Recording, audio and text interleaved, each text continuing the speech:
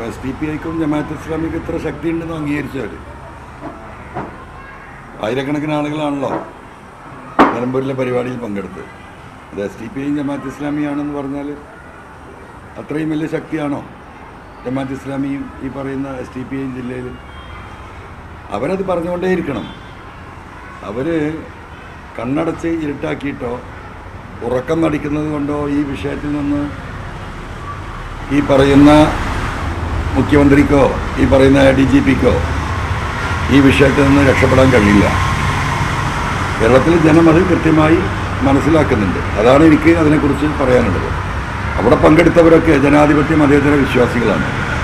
അവിടെ പങ്കെടുത്ത ആയിരക്കണക്കിന് ആളുകളെ വർഗീയവാദികളും ഫാസിസ്റ്റുകളുമൊക്കെ ആക്കുന്ന ഈ നിലപാട്, അത് ആ നിലപാടാണ് CPM നേതൃത്വം ഈ വിഷയത്തെ കാണുന്നതെങ്കിൽ അത് വലിയ പ്രതിസന്ധി, വലിയ നഷ്ടം CPMന് ഉണ്ടാകും എന്നാണ് എനിക്ക് ആ വിഷയത്തെക്കുറിച്ച് പറയാനുള്ളത്. ഇതിൽ പാലൊളിയാണ് പ്രതിരോധമായിട്ടെത്തിയത് CPMന്റെ ഏറ്റവും മുതിർന്ന നേതാവ്. അപ്പം അദ്ദേഹത്തെയൊക്കെ രംഗത്തിറക്കി പ്രതിരോധിക്കാനുള്ള CPMന്റെ ഒരു നീക്കത്തെ എങ്ങനെയാണ്? ഇല്ല, അദ്ദേഹത്തെ ഇറക്കി പ്രതിരോധിക്കുക എന്ന് പറഞ്ഞാൽ ബഹുമാനപ്പെട്ട സഖാവ് പാലോളിയെക്കുറിച്ച് നമുക്ക് എല്ലാവർക്കും അറിയില്ല, കേരള ജനതയ്ക്കറിയാം.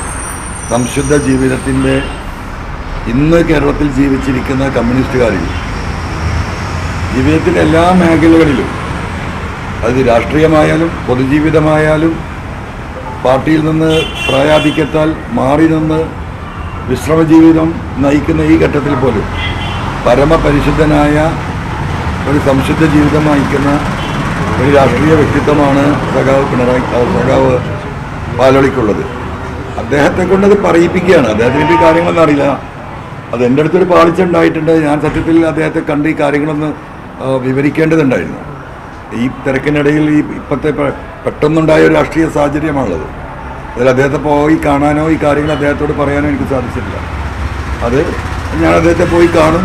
ഞാൻ അദ്ദേഹത്തോട് എനിക്കുണ്ടായ അനുഭവങ്ങളും ഈ വിഷയത്തിൻ്റെ സത്യസന്ധതയും ഇടപെട്ട കാര്യത്തിൻ്റെ ലക്ഷ്യങ്ങളും അദ്ദേഹത്തെ ഞാൻ ബോധ്യപ്പെടുത്തും.